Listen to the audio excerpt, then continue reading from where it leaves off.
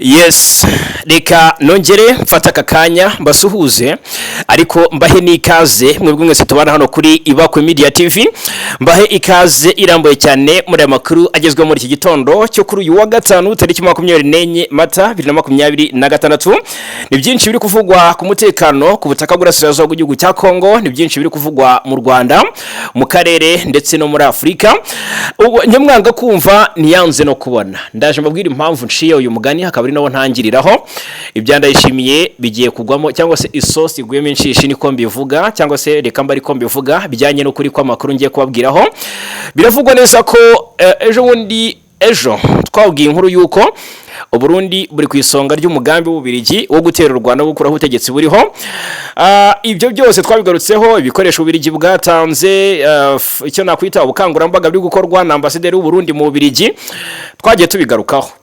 Aka kanya ibihugu by'abaturanyi byo mu Burasirazuba bwa Afrika muri bigize East African Region, biravugwa neza ko ibihugu byarebye uwo mugambi n'uburyo ari mubisha, n'uburyo uzakururira uwitwa Ndayishimiye na Tshisekedi amazi nk'ibisusa.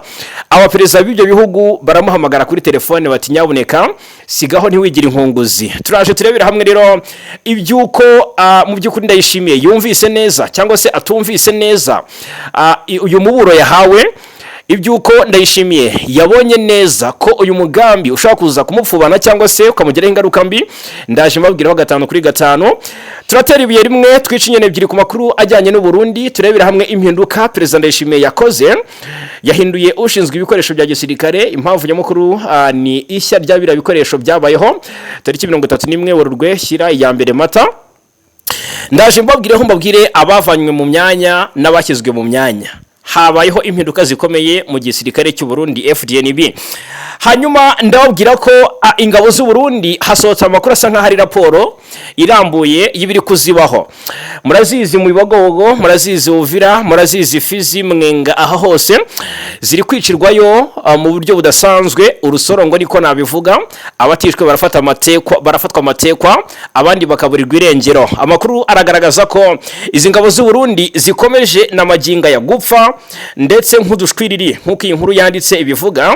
Ni mu ntambara mu Burasirazuba bwa Kongo. Ndaje mabwire report ingezo aka kanya ku rufu rw'abasirikare b'u Burundi bakomeje gufira mu Burasirazuba bwa Kongo 5 kuri 5.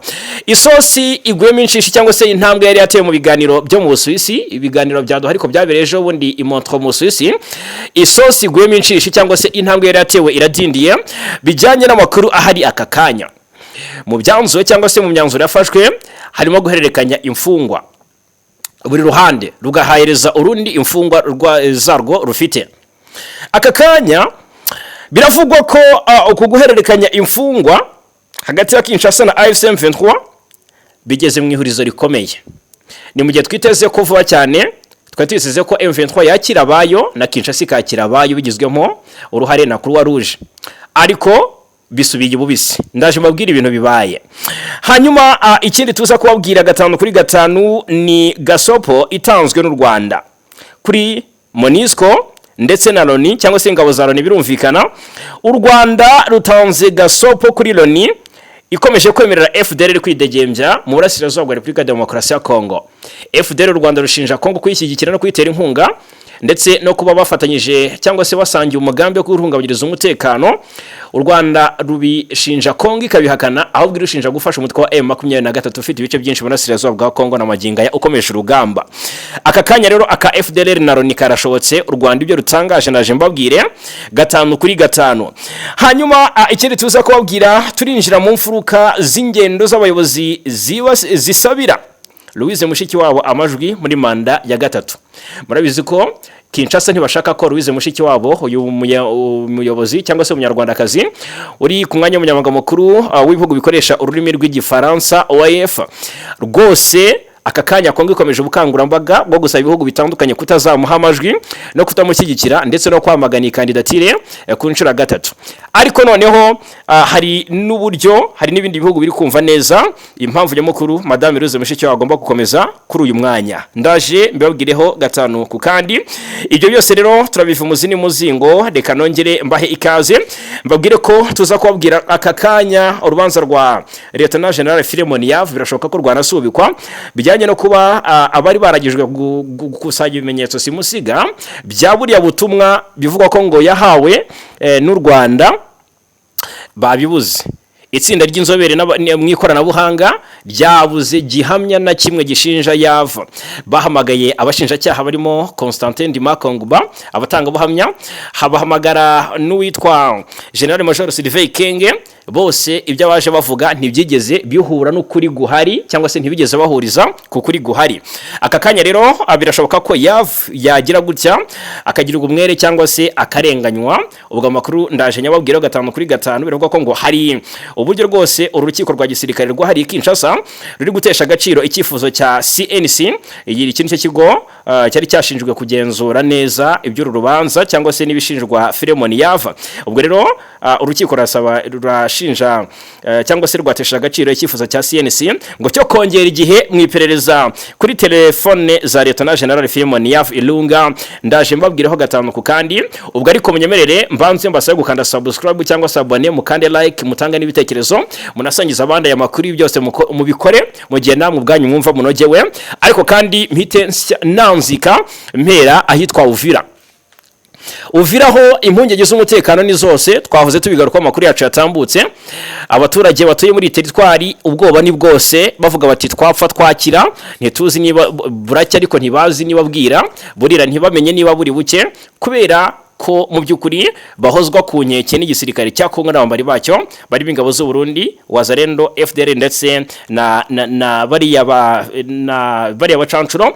Aka kanya noneho apati yo tumaze iminsi tubabwira bimaze iminsi byiyongera ku bwinshi. Ubwo ni ibirego bikomeye bishinjwa izi ngabo za Kongo bivugwa n'abaturage bahariya Uvira ndetse muri axe za Mwenga, muri axe za hariya Kundondo ya Bijombo muri teritwari ya Uvira, ukagaruka hariya mu misozi ya Itombwe muri teritwari ya Mwenga. Tumaze iminsi tubabwira ko abaho barira yo kwarika uko bwije nuko bukeye. Aka kanya rero nkaho umutekano wabonetse, murabizi ko igisirikare cya Kongo aricyo kigenzura Uvira nyuma y'uko M23 irekuye uyu mujyi mu ntangiriro za Mutarama. Ariko ntago byabujije impunzi gutaha. Ahangaha no kurambirwa ubuzima bw'ubuhunzi, dore ko abenshi bagiye bapfira mu nkambi z'impunzi hariya mu Burundi. Ariko noneho baravuze bati reka dupfa ariko dupfira iwacu, duhungire ubwayo mu kigunda, nta kundi, ntahariya hose ni habi cyangwa se ni mu rupfu. Ubwo rero biravugwa neza ko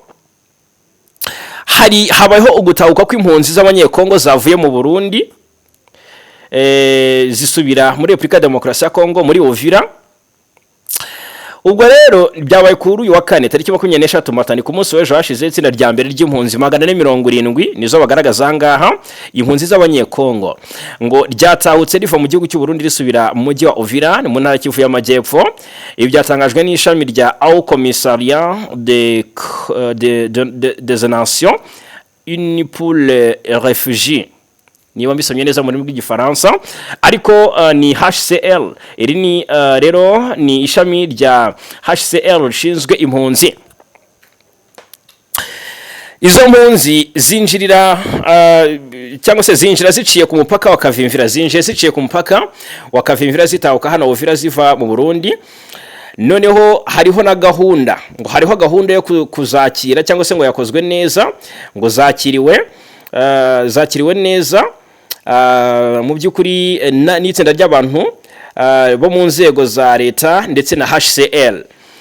Ngo zavuye mu nkambi ya Busuma iri mu Burundi mu gitondo cyo ku munsi w'ejo, ndetse mu masaha y'icamunsi nibwo izi mpunzi zageze hariya Uvira mu masaha ya 9:30 ndetse na 10 z'umugoroba nibwo izi mpunzi zageze cyangwa se zasesekaye hariya mujyi wa Uvira.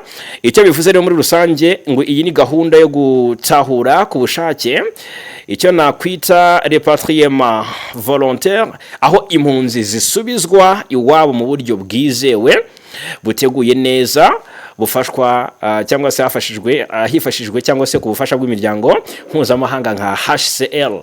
Andi makuru kandi nuko umuyobozi wa HCR mu Burundi witwa ngo ni Brigitte Eno yavuze ko ngo hari ingamba zashyizweho zo kwakira neza abatahutse bafashwe cyangwa se kuba bafashwa mu mibereho yabo bakigera iwabo. Izo ngamba ngo zarafashwe, ntabwo twamurikiye ngo ni mu buryo ki, ariko baravuga ko ngo nta kibazo izo mpunzi zigera zihura nacyo. Ubwo wababaza niba bazabarindira umutekano, ntacyo babona basubiza. Yes, hanyuma ikindi twavuga, ubwo reka tuve Uvira tugaruke noneho mu yandi makuru, duhite tunyarukira mu gihugu cy'abaturanyi cy'u Burundi, tubabwire ibiri gutangazwa maginga ya kuri Perezida Evariste Ndayishimiye w'u Burundi, kuri General Neva, kuri Perezida Felix Tshisekedi wa Republika Demokarasi ya Kongo, sangiye umugambi mubisha na Perezida Ndayishimiye, umugambi wafatanyije na P5 ya Kayumba Nyamwasa, FDLR ndetse na coalition birumvikana mu gutera u Rwanda ndetse no gukuraho ngo ubutegetsi buriho nk'uko gahunda ihari. Twabwiye ko ububirigi buri ku isonga ry'uyu mugambi, twababwiyeho na support ububirigi umaze iminsi butanga ibikoresho, amadrone n'imbunda bimaze iminsi byoherezwa hariya i Bujumbura mu gihugu cy'u Burundi. Ubwo icyo nshaka ko tugaruka aka kanya mu buryo busesengwe cyangwa se bwimbitse, ni amakuru asa nahishuwe. Biravugwa neza ko twari twabwiye ko harani makuru amaze iminsi avuga ko Uburundi bwabo maze igihe buhabwa n'ububirigi intwaro n'ibindi bikoresho bya gisirikare byo kwifashisha muri uriya mugambi mu rwego rwo gukuraho ubutegetsi buyobowe na Perezida Paul Kagame. Perezida Evariste Ndayishimiye w'u Burundi rero bivuga ko ngo aherutse guhamagarwa n'abaperezida babiri bo mu bihugu byo mu karere, bamugira cyangwa se bamuburira kuri uyu mugambi wo gutera u Rwanda amaze igihe afite atyaza cyangwa se yaryariza kuri tyazo rikomeye. Uyu mugambi twabwiyeho unavugwamo n'ibindi bihugu birimo Republika Demokarasi ya Kongo, Perezida wa Angola Lourenço nayo ngawurimo, ndetse ngo Angola rwose iri ku isonga y'uyu mugambi nayo, Afrika y'Epfo ya Perezida Cyril Ramaphosa na Tanzania ya Perezida Samia Suluhu, ndetse n'umutwe wa genocide wa FDLR. FDLR yo tumaze iminsi tubabwira inama zibera Kinshasa z'uyu muhungu wa Perezida Juvenal Habyarimana, ari we uyu nguyu Habyarimana n'ubundi, dore ko yibyaye. Hanyuma hakaba n'abarwanya u Rwanda nyine barimo ba Faustin Kayumba Nyamwasa, bamaze iminsi bakora inama mu Kinshasa ndetse ari Bujumbura, inama zigira hamwe uko batera u Rwanda bagakuraho ubutegetsi buriho. Ubu birigero twaje kumenya ko buri inyuma y'uyu mugambi. Rero amakuru twahawe nuko Ndayishimiye yahawe umuburo bwo kuba yatuza akareka kwifashishwa cyangwa se akareka kwemera kuba igikoresho mu mugambi w'ububirigi, ariko noneho biravugwa ko yahawe umuburo ukomeye cyane nawe urengaho. Ni bya bindi bavuga ngo uwishe ntaririrwa, ngo ibizamubaho n'Imana ibizi. Amakuru twamenye rero nuko abantu cyangwa se twahawe n'abantu cyangwa se impuguke zizi neza iby'iki kibazo, bavuga ko ba Perezida Yoweri Kaguta Museveni wa Uganda ndetse na William Samoei Ruto wa Kenya ngo baheruka guhamagara Ndayishimiye ku murongo wa telefone bamusaba kwitondera uriya mugambi. Ndagira ngo mubyumve neza, umugambi wo waracuzwe ndetse uri kwityazo, ariko Perezida Museveni wa Uganda inararibonye mu bibazo by'akarere k'ibyaga bigari, ndetse na Perezida William Ruto rwose ngo batanze gasopo kuri Ndayishimiye ngo ati rwose cira birarura, none arengaho ukamira urabizi ko mu nda bizakugwa nabi. Bati rero uyu mugambi warcyaje rwose ukaba utyaye, umaze kumva ko ari igihe kigeze ngo ushyire mu bikorwa, uraza kugukoraho cyangwa se kubyarira amazi nk'ibisusa. Perezida Museveni yaraburiye Ndayishimiye ndetse na Perezida William Samoei Ruto wa Kenya ku murongo wa telefone, baburiye Ndayishimiye. Ese Ndayishimiye arumva cyangwa ni cyane kiri giti gitose kitiyorozwa? Bivuga ko Museveni yaburiye Ndayishimiye ko abari kumukoresha ngo azatera u Rwanda bamushuka. Museveni yaburiye Ndayishimiye ati abari kugukoresha ngo uzatera u Rwanda baragushuka, ndetse ko bizarangira yicujije. Ngo yamuburiye kandi ko niba ashaka ko ubutegetsi bwe burangira yatera u Rwanda, niba ashaka ko ubutegetsi bwe burangira natera u Rwanda nyine, niba yumva ashaka inkuru z'ibikaba ngo yikururiye amakara, niba ashaka rero ko birangira nabi natera u Rwanda. William Ruto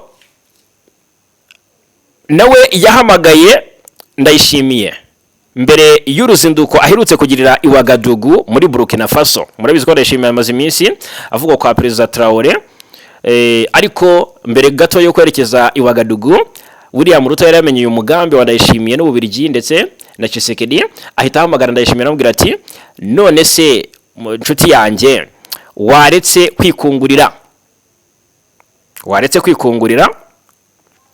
Amakuru akomeza avuga ko yanamweruriye rwose, aramubwira ati yamweruriye ko atazi u Rwanda ndetse ko mu minsi 3 gusa aruteye intambara yabirimo kubera Bujumbura iwe arimo guhungira muri Tanzania.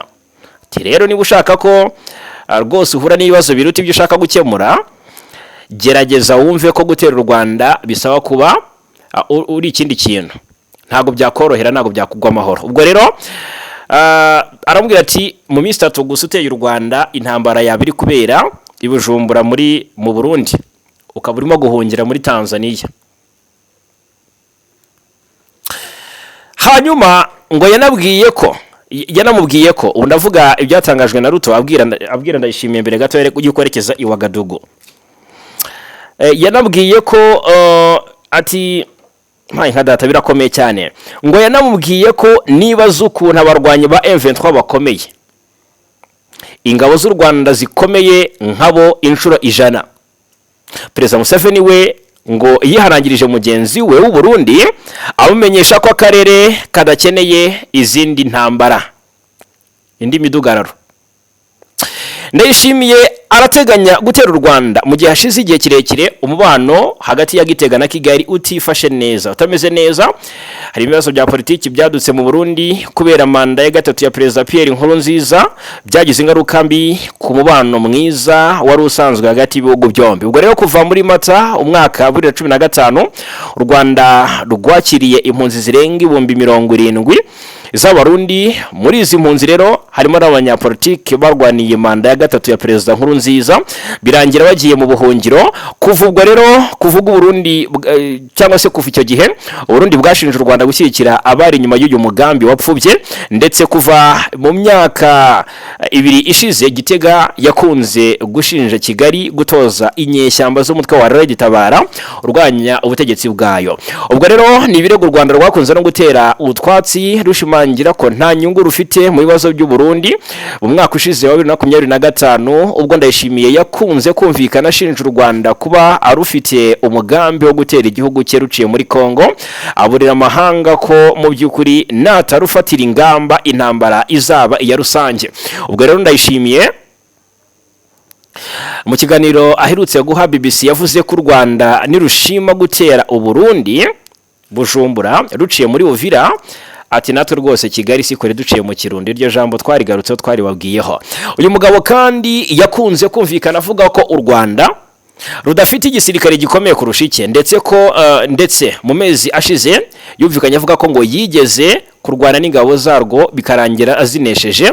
Aya ni amagambo Ndayishimiye rero Perezida w'u Burundi yakunze kuvuga mu gihe kuva mu myaka mike ishize igihugu cye gikomeje kugirana umubano udasanzwe n'umutwe wa FDLR nawo umaze igihe ufite umugambi wo gutera u Rwanda ndetse ugakomeza ukuraho ubutegetsi. Uwo mugambi rero Ndayishimiye ubwe yeruye ko ashyigikiye ubwo ku ya 21 Mutarama 2024 yarimo aganira n'urubyiruko rw'Kinshasa, aho rwose yari yitabiriye umuhango w'irahira rya Perezida Felix Antoine Tshisekedi. Murabyibuka guverinoma y'u Rwanda icyo gihe yavuze ko kuba umuntu yahamagarira urubyiruko rw'u Rwanda guhagarika cyangwa se guhirika leta yabo biteye impungenge. Yungamo ko kubona umuyobozi w'igihugu cy'igituranyi akora ibintu nk'ibyo ndetse akabikorera ku rubuga cyangwa se akabikorera ku karubanda ku rubuga rw'umuryango wa Afurika yunze ubumwe ari amahano kandi bikaba binyuranyije n'amahame y'uriya muryango.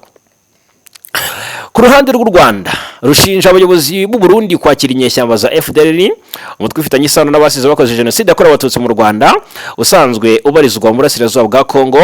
Kuri ubu rero amakuru avuga ko kugira ngo umugambi w'u Burundi wo gutera u Rwanda uzagende neza, iki gihugu cyasabye Ububiligi ndetse cyasabye Ububirigi ubufasha burimo intwaro zigezweho ndetse n'ubwirinzi bw'ibitero byo mu kirere mbere yo kubura intwaro ziganjemo izari zimaze igihe kirekire mbere yo kubuha intwaro ziganjemo izari zimaze igihe kirekire mu bubiko. Ubwo rero Uburundi kandi bwabwiye Ububirigi ko kugira ngo bigende neza bwafatanya na FDLR.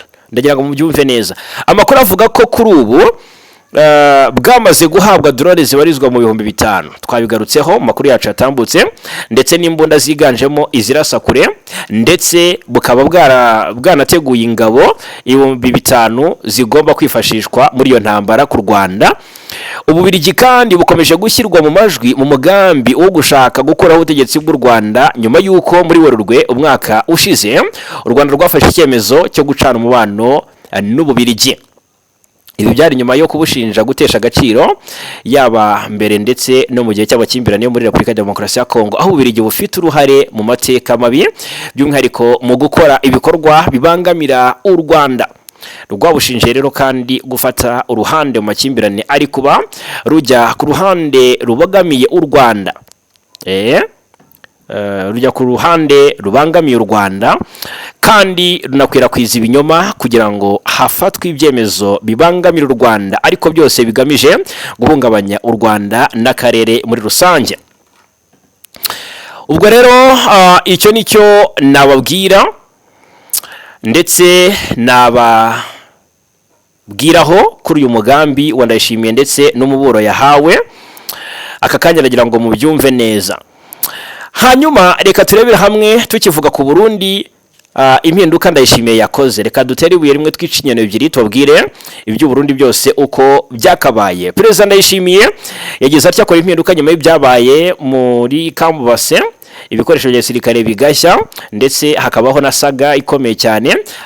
Byabaye ngombwa rero ko akora impinduka mu rwego rwo kunoza imiyoborere y'igisirikare cy'u Burundi. Bivugwa neza ko rwose ashaka impinduka zikomeye kandi zihamye zituma igisirikare kibantayegayezwa ku ruhando mpuzamahanga, niyo migambi kikaba cyaba ari igisirikare kiri ku rwego rwo kuba cyayishyira mu bikorwa. Ndayishimiye rero yakoze impinduka nge nakwita ko zikomeye, ngira ngo turebe ngo ni izihe. Bivugwa neza ko nawe arabizi ko hakiri urugendo rukomeye igisirikare cye gifite byinshi kigomba kubanza kwiga. Abarimo ushinzwe ibikoresho bya gisirikare muri FDNB Ndayishimiye yabivunnye, yabwiye ati njyewe ntabwo nakomeza kubizera kuko ibyabaye nakamaramaza nagahomamunwa. Perezida Ndayishimiye rero mu by'ukuri w'u Burundi mu mpinduka yakoze yakoze impinduka zikomeye cyane zigamije gustabiliza igisirikare ndetse n'ibikoresho muri rusange. Ni mu buryo bumwe cyangwa se ubundi ibikubiye mu iteka rya Perezida Ndayishimiye ryasohotse ni kuwa kane tariki 23 Mata, ni ku munsi w'ejo. Abo Ndayishimiye yahaye inshingano barimo Colonel Thierry Kabula wagizwe umukuru w'ishami rishinzwe ibikoresho mu ngabo yagizwe umukuru w'ishami rishinzwe ibikoresho mu ngabo z'u Burundi. Hakabamo Colonel Gordier Kazindu wagizwe umukuru w'ishami rishinzwe ikoranabuhanga mu itumanaho n'amakuru mu ngabo z'u Burundi, na General de Brigade Desire Manirakiza wagizwe umuyobozi wa diviziyo ya 2 y'ingabo zirwanira ku butaka. Barimo kandi Colonel Jean Pierre Mbonyiyeze, uyu yagizwe umuyobozi wa diviziyo ya 4 y'ingabo zirwanira ku butaka. Colonel Jonas Sebushimike wagizwe umuyobozi ushinzwe yagizwe umuyobozi w'ishuri rikuru ry'amahugurwa y'aba ofisiye, na Lieutenant Colonel Prosper Nihori imbere wagizwe umucamanza mu rukiko rwa gisirikare. Iki cyemezo gikurikira iturika ryabaye mu ijoro rya tariki 31 Werurwe mu kigo cya gisirikare kizwi nka Kabase giherereye hariya imusanga mu mujyi wa Bujumbura mu Burundi. Ni iturika ryateje impungenge zikomeye ku buryo ibikoresho bya gisirikare mu by'ukuri bibikwa, bicungwa kandi bikarindwa. Akari nayo mpamvu bashingiraho abenshi bavuga ko ari yo mpamvu mpamvu Ndayishimiye yakoze izi mpinduka. Hanyuma muri iryo joro humvikanye urusaku rw'amasasu, iturika rikomeye ryakomeje kumvikana cyane Bujumbura mu masaha menshi y'ijoro, aho bamwe mu baturage bavuze ko babonye umuriro mwinshi n'umwotsi mwinshi ndetse n'ibice by'ibisasu byaguye kure bikangiza amazu ndetse bigatuma n'imiryango imwe n'imwe ihunga. Hanyuma rero ikigo cya gisirikare cya Kambase kizwiho kubikwamo intwaro, ibitoro ndetse n'ibikoresho bya gisirikare giherereye mu gace gatuwe cyane n'abaturage hari i Bujumbura. Ibi byatumye rero ingaruka ziturika zirushaho gukomera, bituma rwose abaturage barushaho kugira ubwoba budasanzwe, hari n'abapfuye. Hanyuma nyuma y'iryo turika umuvugizi w'igisirikare yatangaje ko byatewe n'ikibazo cy'amashanyarazi mu bubiko bw'intwaro, ariko mu kiganiro giherutse guhabwa ikinyamakuru Yaga TV cyo mu Burundi, Perezida Ndayishimiye yavuze ko nta mashanyarazi aba mu bubiko bw'ibikoresho bya gisirikare, byateye kwibaza ku bisobanuro byari byatanzwe mbere. Hanyuma nibyo ngibyo kuri iyo case, izo nizo mpinduka Ndayishimiye yakoze, biraba amahire bimuhire, nta kindi navuga. Ubwo ariko ingabo ze aha article yanditswe n'ikinyamakuru Bwiza ishimangira uburyo ingabo ze zikomeje gupfa urusorongo zipfira hariya murasirazuba rwa Kongo muri rugamba zihanganamo n'umutwe wa M23 zirwana ku ruhande rw'igisirikare cya Kongo ndetse na guverinoma Kinshasa muri rusange. Ntabwo sinzi niba twarabanye ubwo Uvira yafatwaga, abasirikare b'u Burundi biciwe hariya mu bice bya Sange ndetse na za Kavimvira twabigarutseho, abahunze bakarohama hariya muri Lake Tanganyika twabibabwiyeho, muri hariya kuri Port de Kalundu twabwiye ibintu byabaye ku basirikare b'u Burundi bambukaga n'ubwato bahungisha amagara. Hanyuma hasohotse amakuru n'ubundi ashimangira ko ingabo z'u Burundi zikomeje gupfira ku rugamba ndetse rwose zirapfa ku bwinshi, niko navuga, bikavuga ko ziri gupfa kurusha igisirikare cya Kongo, ku buryo aka kanya ntabwo yerutse gutangazwa imibare y'abasirikare b'u Burundi bamaze kugwa ku rugamba, ariko ngo ni benshi. Ntabwo biherutse gutangazwa abasirikare b'u Burundi baherutse kugwa ku rugamba, dore ko u Burundi bumaze kohereza abasirikare bagera ku 2020 hariya mu burasirazuba bwa Kongo, ariko ntabwo abishwe. Aka kanya hagitangazwa imibare y'amayiti z'abarundi, ariko amakuru avuga ko ari benshi, kandi rivuga ngo ni benshi mu byumve neza ko ari benshi mu buryo mutapfa kwiyumvisha aka kanya. Perezida Ndayishimiye mu mwiryane n'abayobozi b'igisirikare cy'u Burundi FDNB uko yahisemo kurwana intambara atazatsinda ndetse kizagira ingaruka zikomeye, igatuma igihugu kijya mu bibazo.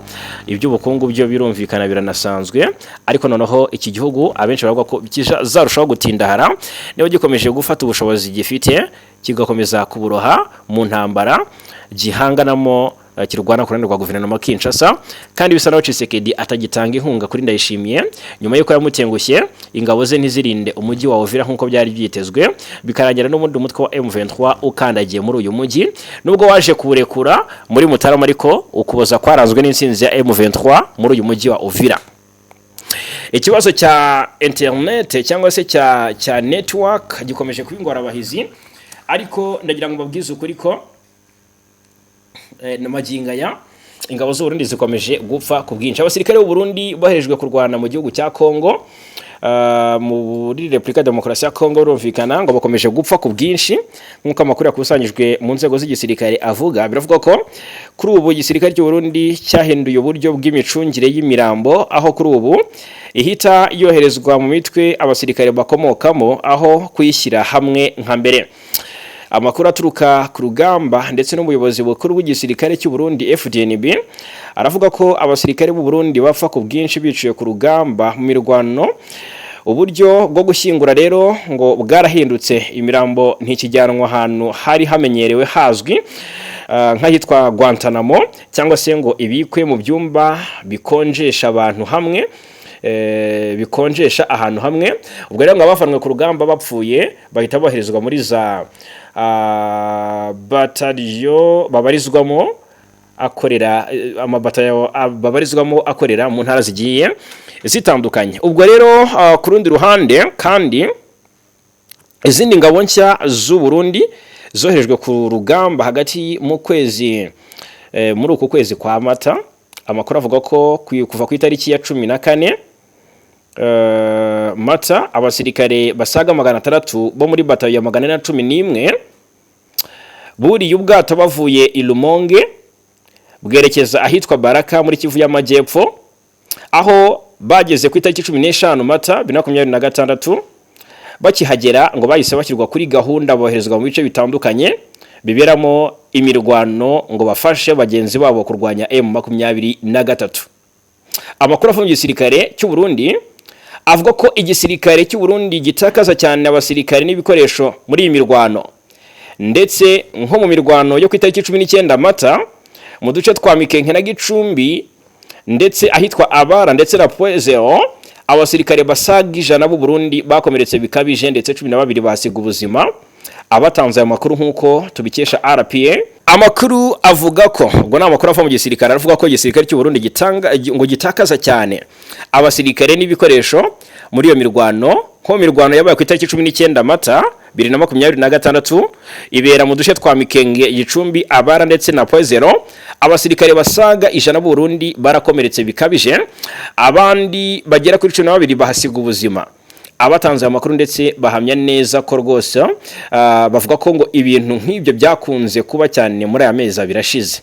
Ingabo z'u Burundi zapfuye urusorongo muri aya mezi abiri ashize. Hanyuma imirambo y'abasirikare bapfuye rimwe na rimwe ngo isigara muri Republika Demokarasi ya Kongo cyangwa se igacyurwa mu Burundi. Bitandukanye nuko byagendaga mbere, ntabwo ngo kijyanwa cyangwa se ngo ntabwo kijyanwa mu buruhukiro bwa Camp DC cyangwa se ni muri camp ya Defense contre Avion mbere yo gushyingurwa mwirimbiriri ahiswe Guantanamo na mbere nka mbere, ahubwo yoherezwa mu mabatayo babarizwa cyangwa se babarizwagamo. Nuko ngo rero nubwo ngo hari gitutu cy'ubuyobozi bukuru bw'ingabo, abasirikare bamwe b'u Burundi boherejwe muri Republika Demokarasi ya Kongo ntibishimiye intambara barimo, bemeza ko batumva neza icyo barwanira kandi bagasaba kuvanwa mu mirwano babona ko batazatsinda. Naho byakomereye cyane ndetse biranagorana igihugu cy'u Burundi, by'umwihariko abayobozi b'igisirikare cy'u Burundi barimo General Prime Niyongabo batangira kujya mu mwiryane na President Ndayishimiye w'u Burundi. Twagiye tubigarukaho aka kanya hagati ya Prime Niyongabo na Ndayishimiye avugamo runtu kubera gukomeza kohereza abasirikare ku bwinshi hariya mu burasirazuba bwa Repubulika Iharanira Demokarasi ya Kongo. Hanyuma ikijyanye no guhanahana imfungo hagati ya Kinshasa na M23 bikomeje kuzamo, bikomeje gusubira ibubisi niko nabivuga. Amakuru mfite ahangaha haragaragaza ko bikomeje kugorana cyane, bikomeje gusubira ibubisi, bikomeje gusa naho iri tegeko rishobora kutubahirizwa bijyanye n'ukuntu buri ruhande ruri kwitwara mu gihe hasigaye iminsi barirwa ku ntoki ngo amasezerano yahariya imontre mu Suisse ashyirwe mu bikorwa. Guhana imfungo hagati ya leta ya Kinshasa ndetse na M23 AFC, iki ni cyangwa se ngo ni ibintu biri mu ihurizo rikomeye, ngo ni hame riri mu bibazo bikomeye by'ubwumvikane buke ku buryo rwose ngo ubwo kuyashyira mu bikorwa ayo masezerano ashobora kutashyirwa mu bikorwa. Tariki 26 Mata harabura iminsi 2 gusa ndetse n'umwe ni ku munsi w'ejo, niyo ntarengwa yahawe impande zombi. Nyamara kugeza ubu ntiharaboneka ubwumvikane busesuye ku by'ingenzi birimo aho iri hana cyangwa se ihererekanywa ry'imfungwa rizabera nkuko ndetse nuko rizakorwa. Ayo masezerano ya Montreux yaragamije gutanga icyizere cy'intambwe iganisha ku kugabanya ubushyamirane mu burasirazuba bwa Kongo, cyane cyane mu duce twa Kivu y'Amajyaruguru n'Amajyepfo tumaze igihe twugarijwe n'umutekano muke. Rero ubwo uguhererekanya imfungwa bigafatwa nk'intambwe y'ingenzi ishobora gutuma impande zombi zongera kuganira ndetse no kubaka icyizere. Ariko ibi kuba mu bigaragara kuri ubu ngo n'urugendo rukiri rurerure cyane, biracyagoye cyane.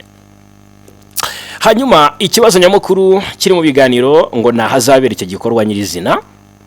Leta ya Kinshasa irifuza ko ngo kibera Ibeni, ni umujyi uri mu burasirazuba bwa Kongo, kuko ari naho Kinshasa birumvikana ifite ububasha busesuye. Murabizi ko guverineri wa Kivu y'Amajyaruguru ku ruhande rwa guverinoma Kinshasa afite icyaro hari Beni Somo Kakule Evariste.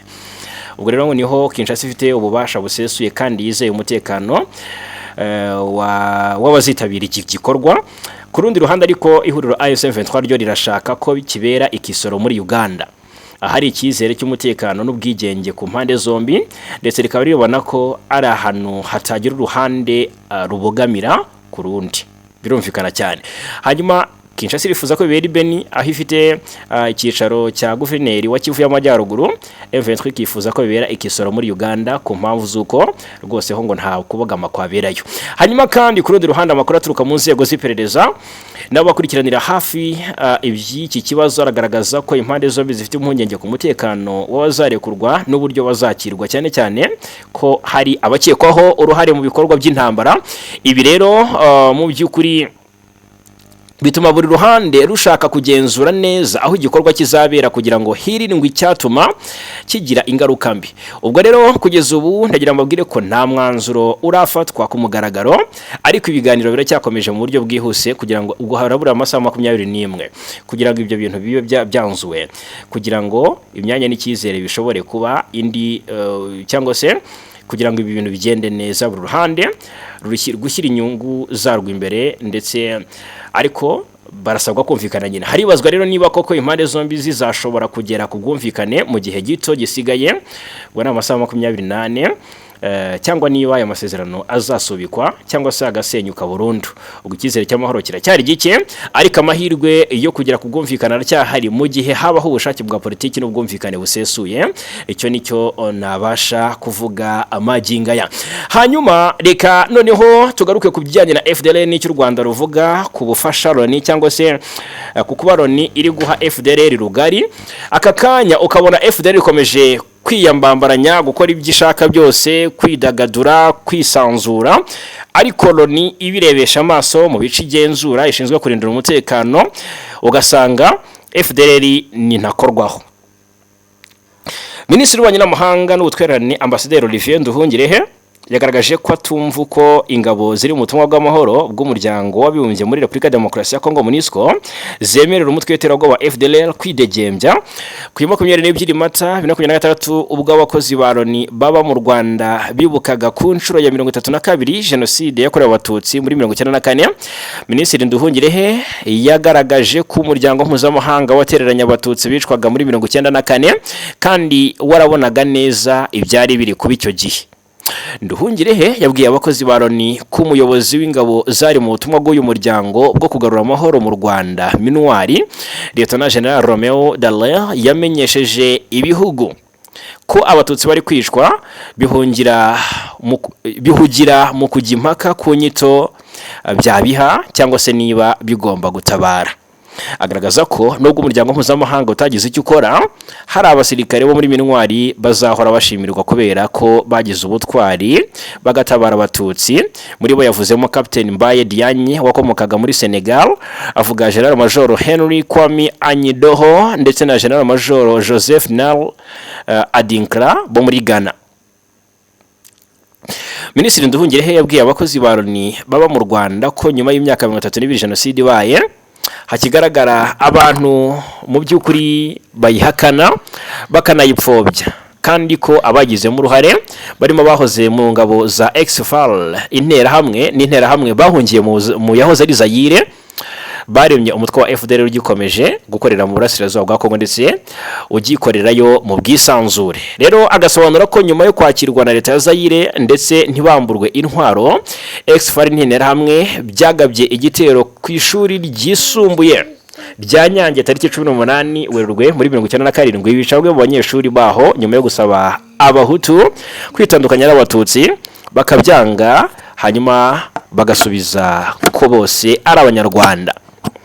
Ati mu myaka 30 imitwe y'abajenosideri nka FDLR yabonye ahantu heza ikwirakwiza ngengabitekerezo yayo ya jenoside, yahawe ubufasha, ihabwa intwaro, ishyirwa muri leta ya Kongo ndetse no mu nzego z'umutekano zayo. Minisitiri Nduhungirehe yibukije abitabiriye iki gikorwa ko FDLR yashyizwe cyangwa se yashinzwe n'abagize uruhare muri jenoside, kandi ko mu by'ukuri akanama ka Loni gashinzwe umutekano kafashe imyanzuro myinshi isaba ko uyu mutwe usenywa, ariko ko ntacyo ingabo za MONUSCO ziwukoraho kandi arizo zagombaga kuyishyira mu bikorwa.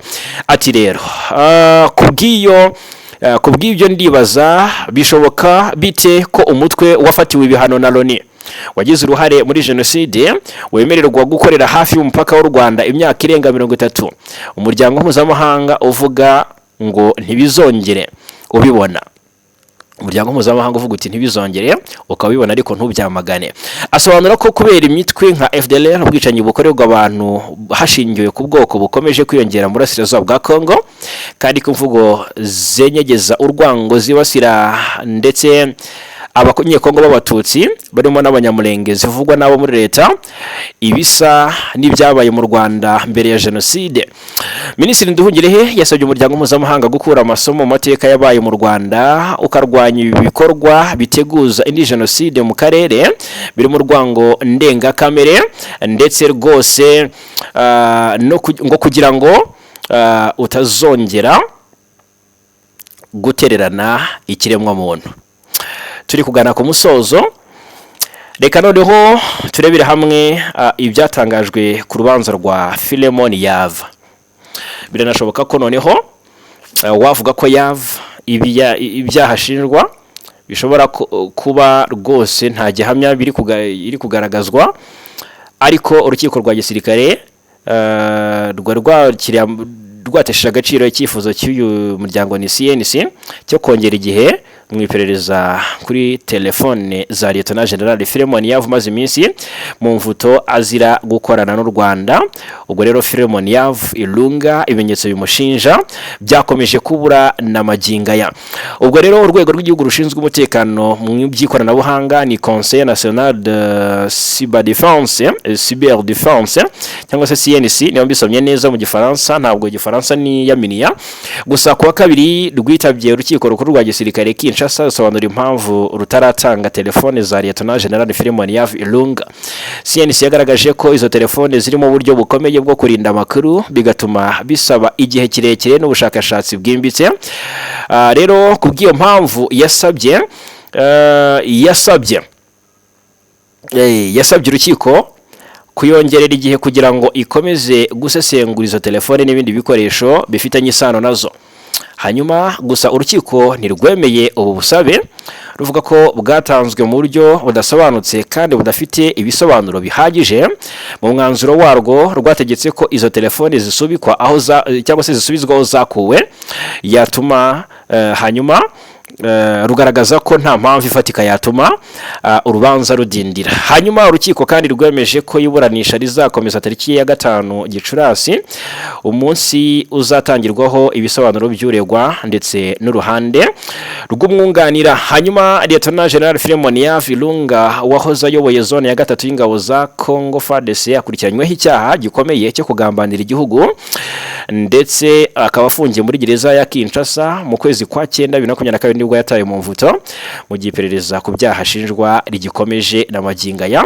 Amakuru rero kandi ariho aragaragaza ko uru rubanza akurikiranywe cyangwa se rukurikiranwe cyane bitewe n'uburemere bw'ibyaha bivugwamo ndetse n'umwanya uyu musirikare yari afite mu buyobozi bw'ingabo, aho bakurikiranira hafi iby'uyu mugabo bugaragaza ko rwose imyanzuro izafatwa ishobora kugira ingaruka zikomeye ku mikorere y'inzego z'umutekano ndetse no ku butabera bwa gisirikare muri Repubulika ya Demokarasi ya Kongo. Ubwo rero nubwo bimeze bityo, hari impungenge zikomeje kugaragazwa cyangwa se kugarukwaho ku bijyanye n'ubushobozi bw'inzego za tekinike mu gukusanya no gusesengura ibimenyetso by'ikoranabuhanga, cyane cyane mu manza zikomeye nk'izi. Ibi rero ngo bishimangira ko hakenewe kongera ubushobozi n'ibikoresho mu rwego rwa cyberdéfense kugira ngo ubutabera bukomeze gutangwa mu mucyo ndetse no mu kuri. Hanyuma indi nkuru nasorezaho, reka turebere hamwe byinshi biri gutangazwa mbere gato yuko hongera kubaho amatora y'umunyamabanga mukuru w'umuryango OIF. Murabizi ko u Rwanda rwatangaje ko Madame Louise Mushikiwabo azabamazwa mu yindi manda. Ubwo rero ni mu nama y'abaminisitiri bagize umuryango wa La Francophonie yabereye i Kigali mu Gushyingo umwaka ushize. Ibintu byinshi byasabye ko, ubwo ndavuga ibihugu byinshi byasabye ko Louise Mushikiwabo yongera kwiyamamariza bikamutorera gukomeza kuyobora uyu muryango muri manda ye ya gatatu. Uwo munsi yavuze ko ubusabe bw'ibyo bihugu abwumvise, ariko ikigomba gukorwa kizagenwa n'u Rwanda kuko ari rwo ruzafata umwanzuro niba agomba kuba umukandida. Bijya gutangira muri iyo nama, ubusabe bwari bufitwe n'ibihugu bibiri, birangira ibihugu birenga 15 byemeje ko akwiriye kwiyamamaza. Ubwo rero amatora y'ubuyobozi cyangwa se umuyobozi wa OIF muri uyu mwaka azaba mu buryo butandukanye n'ubwari busanzwe, kuko ari bwo hagiye gukurikizwa amategeko ashingiye ku mavugurura yemejwe Louise Mushikiwabo akijya ku buyobozi. Amavugurura yakozwe mu buyobozi bwa Mushikiwabo muri uyu muryango yarebaga mu mfuruka zose, cyane ko ubwo yajyaga ku buyobozi hari umwuka w'uko uyu muryango nta kintu kinini umariye abanyamuryango. Ibyo byatumye rero ashyira imbere imikorere izana impinduka mu nguni zose. Ubwo rero ingingo ijyanye n'amatora nayo ntiyasigaye inyuma. Ubwo umunyakanada Michel Jean yatorwaga, habayemo ibibazo bitewe n'uburyo uyu muryango wakoraga. Kugira ngo umuntu atorwe byasabaga rwose ko habaho ubwumvikane bw'ibihugu bikemeranya ku muntu, hanyuma akaba ari we ushyigikirwa agatorwa.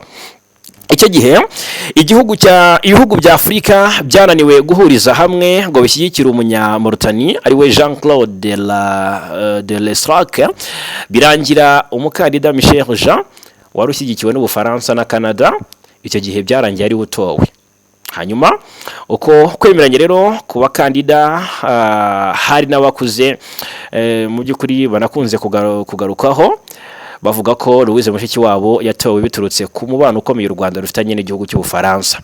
Ubwo rero mu mavugurura mashya yakozwe mu buryo bw'amatora ya OIF bijyanye no kuba igihugu cyangwa se ibihugu byombi byahuriza ku mukandida runaka, byavuyemo ubisaba gutora mu buryo busanzwe ijwi rimwe kuri buri gihugu. Nagira ngo mumve neza ko habayeho amavugurura. Ubwo rero ikindi twavuga nko kuri kandidatire z'ibihugu ndetse no gushaka amajwi, kuko mu bakandida bamaze gutanga kandidatire harimo Juliana Amato Lumumba, n'umukobwa wa Patrice Lumumba watanzwe na Congo. Ababikurikiranira hafi rero bavuga ko rwose kandidatire ye itari igamije ikindi usibye gushaka guhangana na Mushikiwabo, bashingiye ku mubano mubi u Rwanda rufitanye na Congo.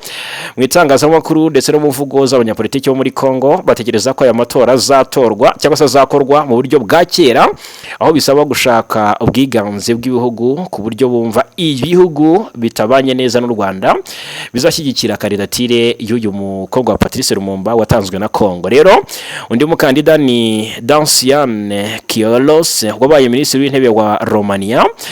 Kwakira kandidatire bizarangira ku ya 15 Gicurasi, mu gihe muri Kamena hazaba inama y'abaminisitiri idasanzwe, aho abakandida bazamurika imigabo n'imigambi yabo, hanyuma abaminisitiri bashyire hamwe ingingo z'ingenzi zijyanye n'ibyo abakandida bagaragaje, bazimenyeshe abakuru b'ibihugu bazitabira inama yo mukoza izakorerwamo n'ubundi ayo matora. Ubwo rero maginga ya abayobozi b'u Rwanda mu nzego zitandukanye bamaze iminsi bakorera ingendo hirya no hino mu bihugu bigize umuryango wa OIF, basaba ko ibyo bihugu byazashyigikira kandidatire yarwo. Mu bindi u Rwanda rusaba cyangwa se mu bihugu u Rwanda rusaba abo bayobozi ni ukuzitabira inama izaberamo amatora muri Cambodia, kuko buri gihe iyo nama nk'iyi yitabiriwe n'abayobozi bo ku rwego rwo hejuru biba ari amahirwe akomeye rero bishingiye ku mubano biba bifitanye.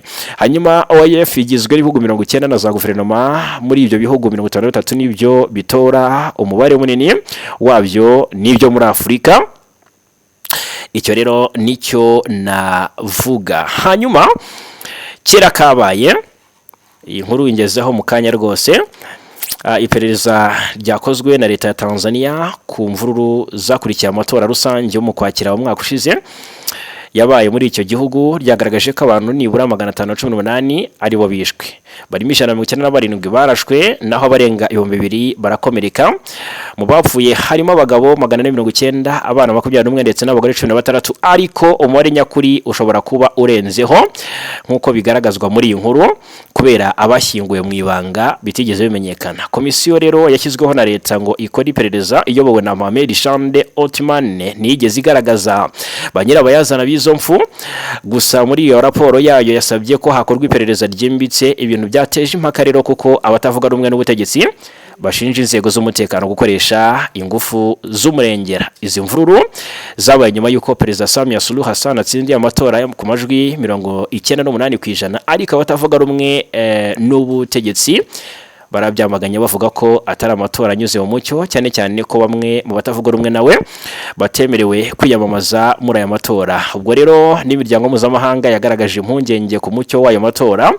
Hafashwe amashusho yemeje cyangwa se agaragaza abapolisi barasa mu kumyigaragambyo cyangwa se mu bigaragambyaga, mu gihe leta yo ivuga ko inzego z'umutekano zari zigamije gukumira umutekano muke, ikanavuga ko rwose izo mvururu zari zateguwe hagamijwe guhungabanya igihugu. Hatangajwe kandi ko hagiye gushyirwaho urwego rushya rushinzwe gukora iperereza ku byaha byabaye birimo ubwicanyi, ubusahuzi n'ibura ry'abantu. Ishyaka rikomeye ritavuga rumwe n'ubutegetsi Chadema ryavuze ko raporo yasohowe na leta ari uguhisha ukuri, ndetse komisiyo yakoze iperereza yo yavuze ko rwose impamvu z'izo mvururu zirimo ibibazo bya politiki n'ubukungu, nko gusaba impinduka zo kutishimira ubutegetsi bumaze igihe kirekire mu maboko y'ishyaka rimwe. Mu myanzuro yayo, komisiyo yasabye gufasha abahuye n'ingaruka z'izo mvururu gushyiraho umunsi wo kwibuka abapfuye, gukomeza iperereza kugira ngo hamenyekane abaryozwa ibyo byaha, no gukora impinduka zirimo gushyiraho itegeko nshinga rishya bitarenze umwaka wa 2028.